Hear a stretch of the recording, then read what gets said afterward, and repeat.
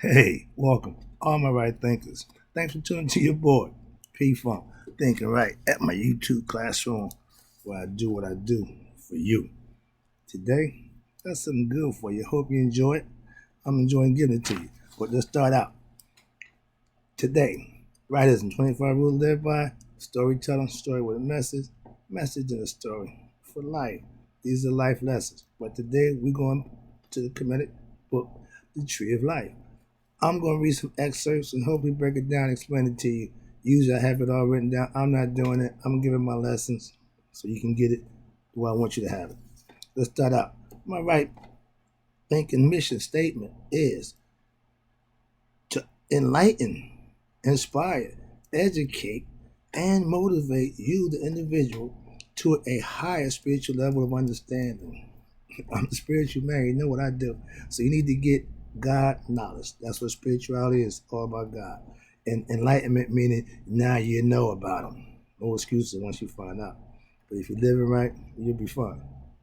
Right thinking is a way of life through mental and spiritual discipline daily will help you guide you to obtain your goal of what? Spiritual enlightenment, aka know thyself.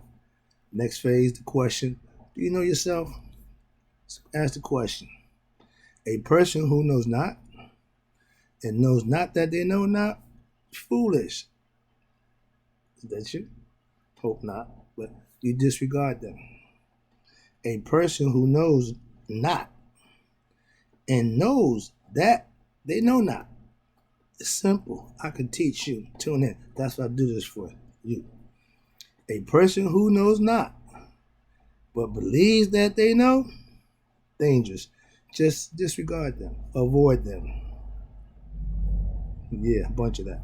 A person who knows and knows not that they know is asleep. And that's my job to wake you up. Let's go. I can awaken you with knowledge of self. A person who knows and knows that they know is wise. Follow them. All these persons, really reside in you. Know thyself was the creed that the Egyptians left. And my motto is to Maya be true. You see me do that, I'm gonna always do that because that's in reverence to my girl, Maya. It's another lesson. Today we're gonna talk about, I'm trying to break down how to understand the cosmic mythograph of the tree of life and the philosophy of, that got my word again, the theurgy of the tree of life. What the hell is cosmic mythograph? And calm down. Cosmic mythograph is breaking down the tree of life methodically. Okay? It has a philosophy. And the word theurgy, I'm going to break it down as we get into this. It's a study, science of gods. Okay? Aspects. Let's start. If we look beyond the outer manifestations of a myth, and engage in serious in-depth mythology. That means listen to the story, engage in the story, and get the understanding of the story.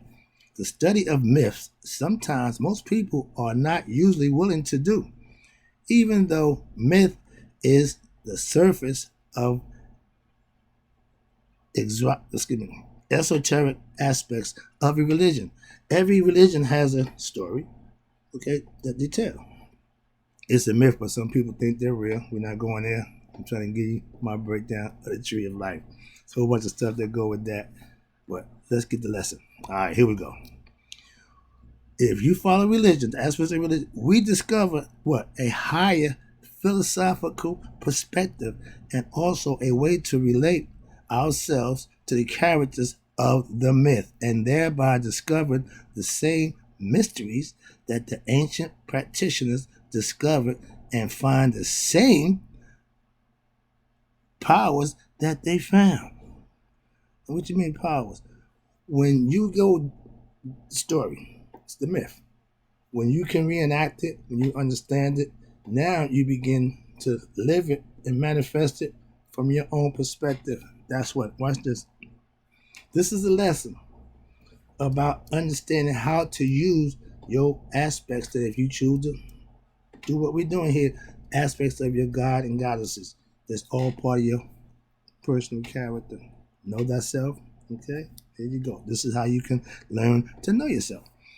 Many times when people look at Kemetic religion, of African religion in general, or the Indian, etc., same thing. Anything in the East they look at from the Western is a little different. I'm going to tell you why. They see lots of gods and goddesses. Now, I always try to explain the concept of God and goddesses. Yeah, there's going to be many of them. We start with creation, the story of it, to tell you about them, to help you follow what they mean and how to understand how to use them. They're just aspects. We get them life, we get them personality, we get them identity. But there are things that you can learn about them. That's the purpose of breaking down the tree of life. I hope you're understanding this. All right? Now, many times when people look at the Kemetic religion and African religion, watch this. They see lots of gods, and that's what they see. But we have aspects. They see them as gods. Okay, I'm going to move on. I hope you get that concept. And watch this. Some people, as prideful Westerners, and we think we're so good, think they have real and advanced religion. Religion, first of all, means to hold you back, to bring you back, to relive. Okay, so they gave you religion to what? Hold you back. Spirituality does what? Free you, sets you free. It's just a concept. All right. Now they think they got advanced religion. Watch this. In the form, watch this religion: Judaism, Islam. They had a religion called Zoroastrianism, and your favorite, Christianity, because it is supposedly monotheistic. Because every religion I study, and one common thread I tell everybody. They all got a God, so it ain't no different. What you do with them, how you don't make a difference. Y'all are doing the same thing. Reliving a concept that was given to you by a group of people that you don't even pay attention to. That's my concept. In the form of all these religions, okay? They think that their God. Muslims think Allah, Christians, Jesus. I'm sorry. I get annoyed with the nonsense. Where was that down here? Okay. Now, because they monotheistic, meaning they got one God. We know, I digress. And it is, okay, back to the story. Supposedly, all religions are monotheistic, meaning one God. It is supposedly based on, watch this, a real God that supposedly exists and interacted with the people at a specific point in history, while the religions of others are, by comparison, only mere speculations, myths, in the sense of fake or at least incorrect religious practices.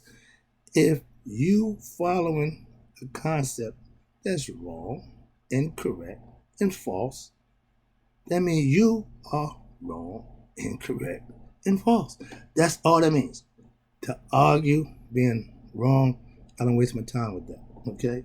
This is of course a limited view, but also an erroneous understanding based on what? The misinterpretation of their own religious concepts.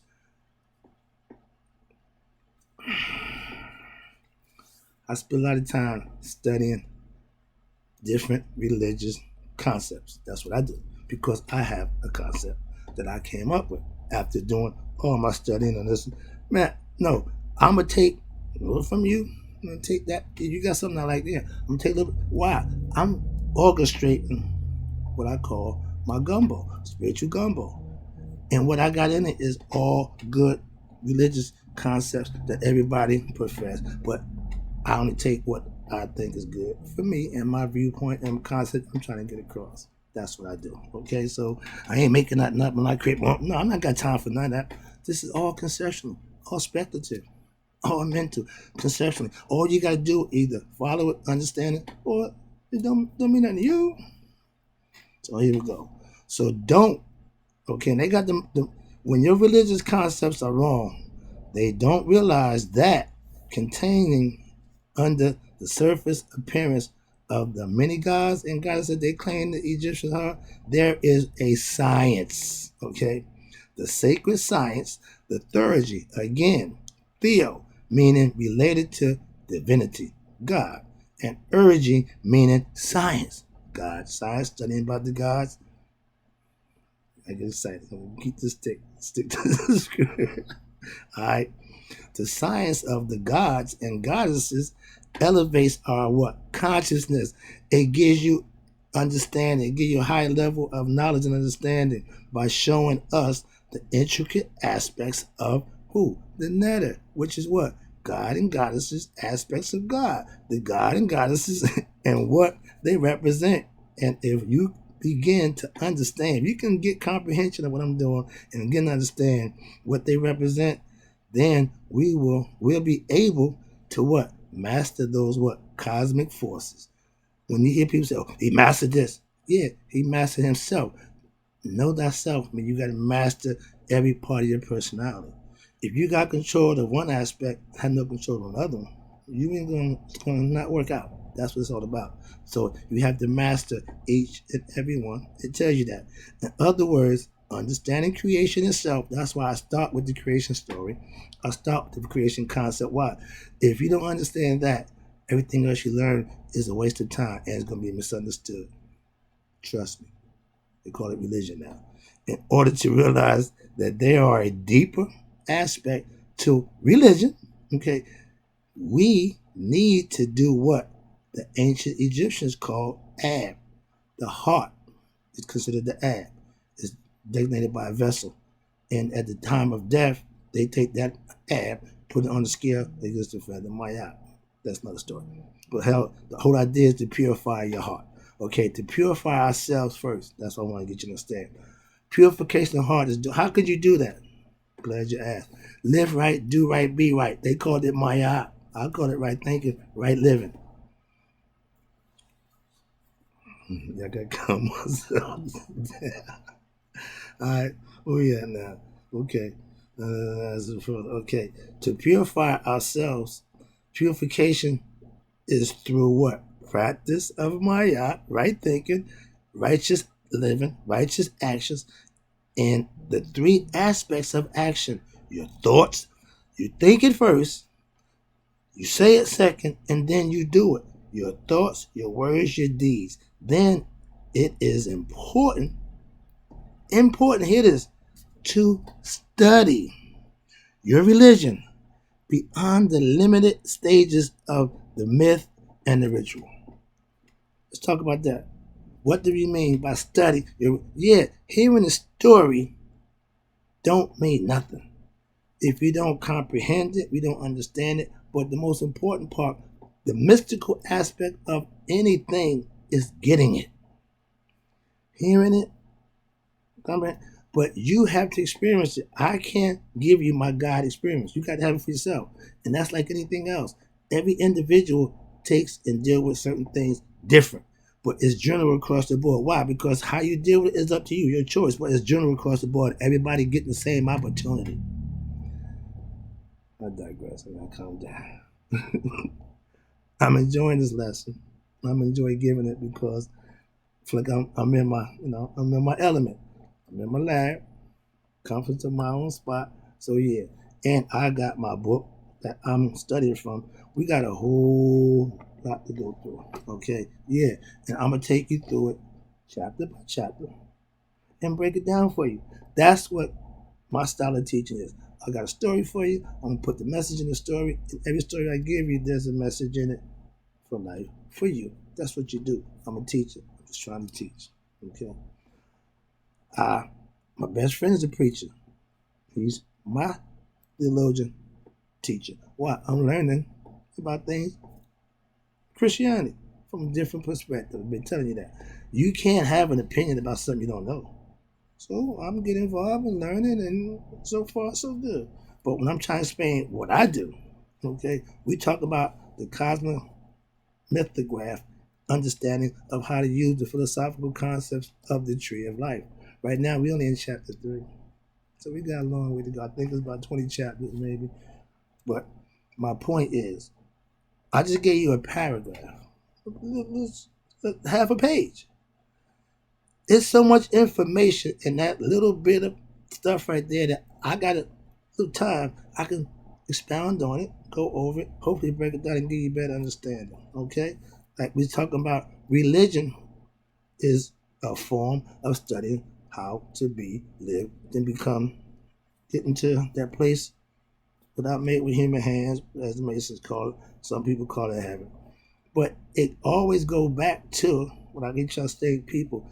If you want the copy of something, that's fine, but you want the original? That's just my thing.